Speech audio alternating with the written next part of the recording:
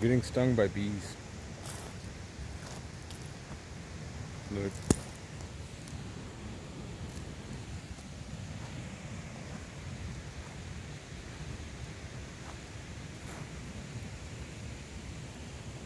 Haven't slept in a while.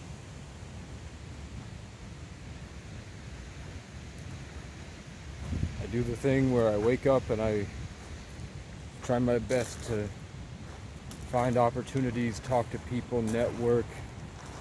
I don't care about if I make a fool of myself because I sound or I say the weird thing. Like if I say something impulsive, like I go, "Thank you so much," and someone pulls the door or something like that. I've been bringing light to a local pedophile that I met last year in Burlington that I know lives around here. So I've been asking the locals around about him, and they all know. His name is Owen Mulligan.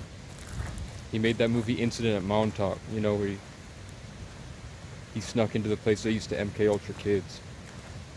And coincidentally, he's a pedophile with no remorse. He grooms 15-year-olds. And he's rich. So my parents love him. They blocked me, unfriend me, unfriended me. But every time he posts something on his Facebook, they're in his comments, and they know what he did.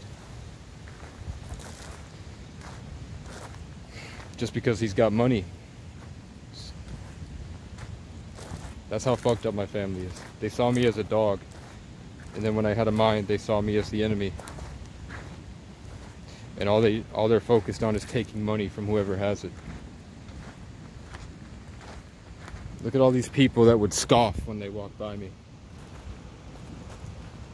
Look at all these people that would get uncomfortable just at the sight of me, and I'm just walking by minding my own business. Look at all these people that would call the cops if I said, "Can I get $1?" Screaming at me to get a job.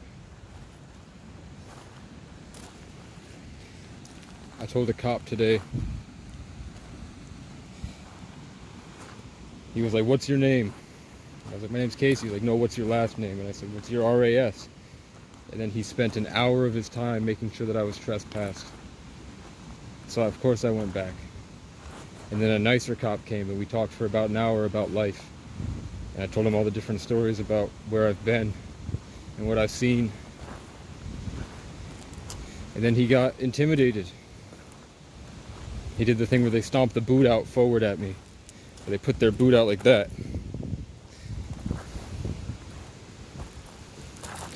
Then I wandered around, tried to go to all the services, and there's no services, there's nothing for me.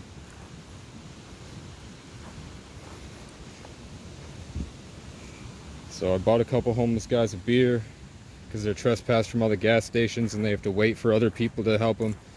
So I let them have a good day. Look how nice it is. I let them stop worrying all the time. Maybe they'll make their way down here or something. I still got my nice bike. I'm still writing songs. I woke up, I'm aware that when I raise my vibration and I open my third eye, the simulation gets violent. It really doesn't seem like whatever is controlling this universe, this realm, it gets very upset when I start to free my mind and wake up to my potential. And I've been traumatized so much, it's scary. Like, you could call me a bitch, but you have no idea what I've been through. So for me to even try, for most people, is miles ahead of where they are in terms of courage. For me to consistently be pushing back against a matrix that has just thrown me to the ground and beat me, pepper sprayed me, lied, tried to rape me, left me in isolation with nobody.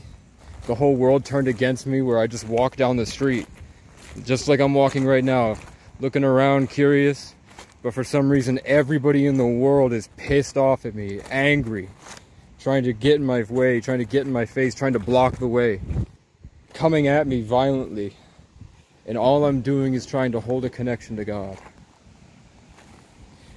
My album is called Sundance. So when I made it to this town, a homeless guy walked up to me, and I always know when I've made it to that point in this multi-dimensional TV show, when I've made it to like a doldrum, a stagnant point, and then something comes out that is either works for the Matrix, an NPC, a reptilian shapeshifter, a game developer in disguise. So someone showed up, and I could tell exactly, because they catch me by surprise. They come over on a side I'm not looking at, outside of my peripheral, so I have no idea where they came from. They just show up, and then they want to guide me somewhere. And sometimes it's great, sometimes it's horrible. But I took the chance. I rode the roller coaster, and he took me to that place, that little grove that I was sleeping in. And when I got in there, he explained to me about Sundance. He just said, he looked at me in the eyes. I've never said my album's name is Sundance. I don't know, I didn't tell him that that's an important word for my father. That's where he used to train kids how to ski, at the Sundance Chairlift, the Sundance Lodge. So I'm standing here. He's standing next to me. He's smaller than me. His name is John. And he goes, "You have Sundance all wrong. Sundance is when the indigenous like you,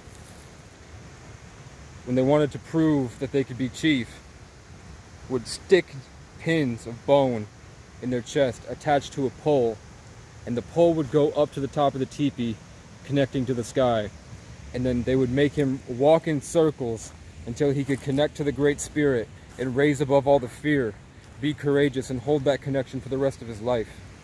And they wouldn't stop until the connection was cemented, and he was forever in tune with the Great Spirit, and he was ready to be a channel like a tree." He said, a tree for the people.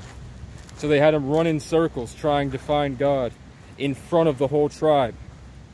And if he failed, they'd never respect him, but if he won, he would be king. So it kind of makes sense why I'm just running in circles, trying to hold my connection to God.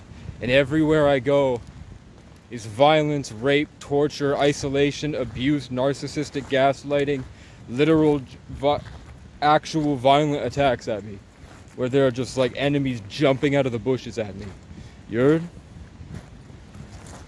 And they get me with no sleep, and then there's a constant energetic battle against a multi-dimensional timeline that's trying to invade like an artificial intelligence and possess my body. And then I find myself zoned out. Weeks later, I wake back up and realize I just spent 2 weeks in a half-possessed derp state fighting for nothing, because I had lost control after everything I mentioned before. And I have to do everything alone, because no one will ever understand what I'm going through. They've shown me 33 life paths. They've shown me my childhood heroes.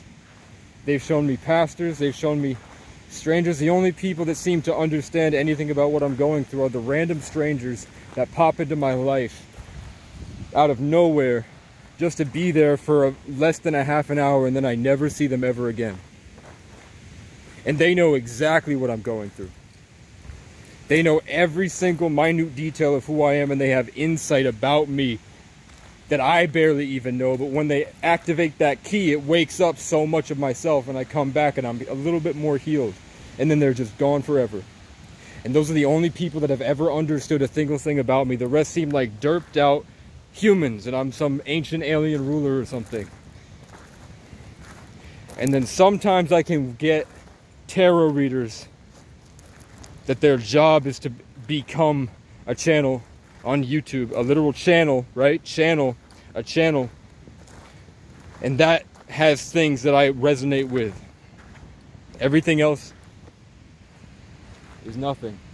I don't know if I'm supposed to save the world. I know exactly how I would do it if I did it, but I also know that what I'm going up against are people that will just shut down and literally, and then go in attack mode.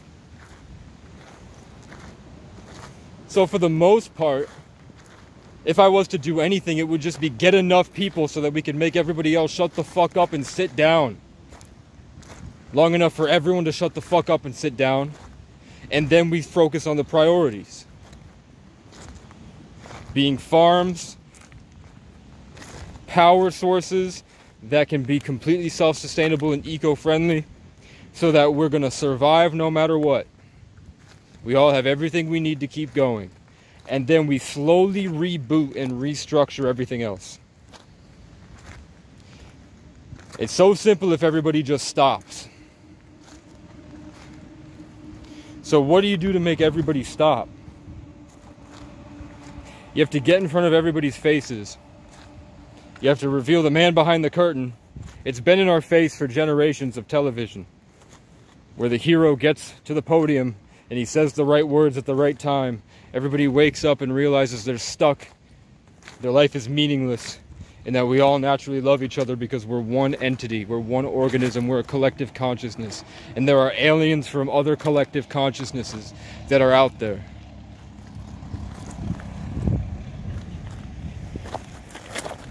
So I just zoomed out to the heavens and realized I'm a god, and that this is my playground. That's why I enjoy it alone. Because if there was somebody else here, I would be helping them. I would be showing them how to enjoy it.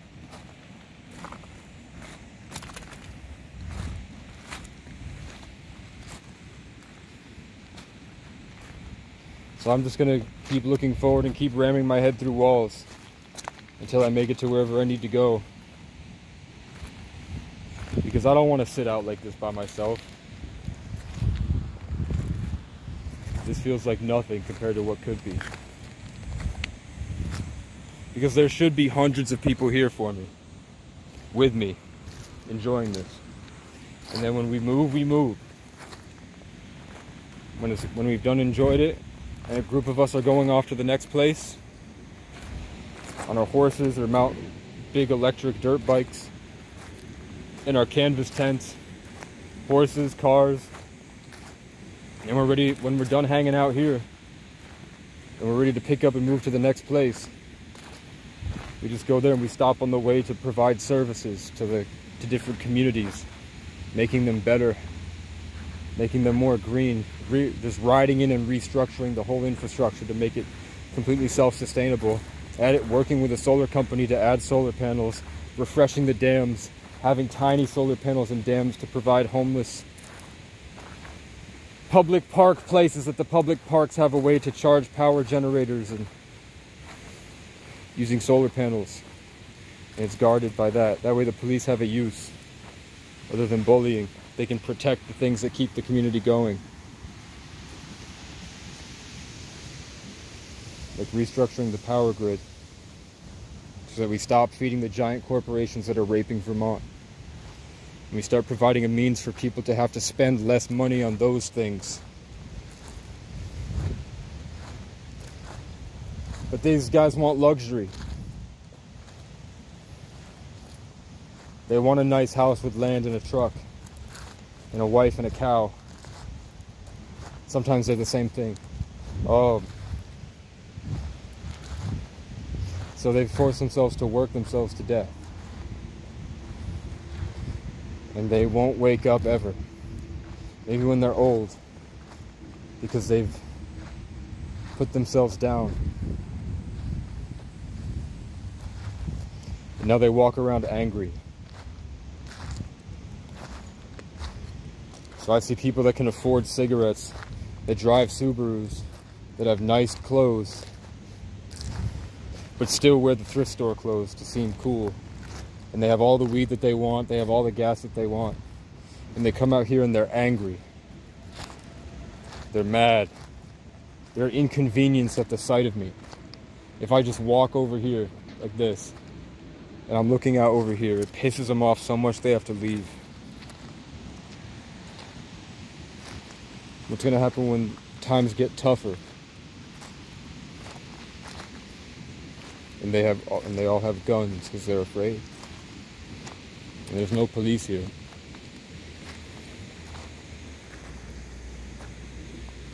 It'll be me and my dog against an entire state.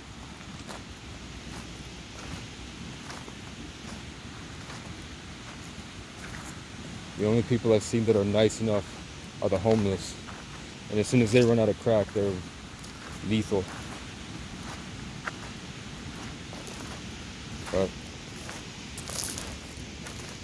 I've tried to commit suicide 7 times. I've hung myself. I've ran my car 90 miles an hour straight into a pole and the airbag didn't go off.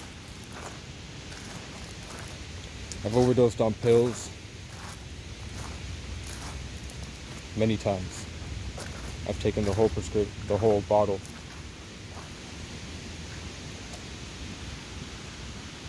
And I just wake up a little bit more out of touch with reality, like I'm a cat and I've lost like 6 of my lives. So, if you don't see me, good afternoon, good evening, and good night.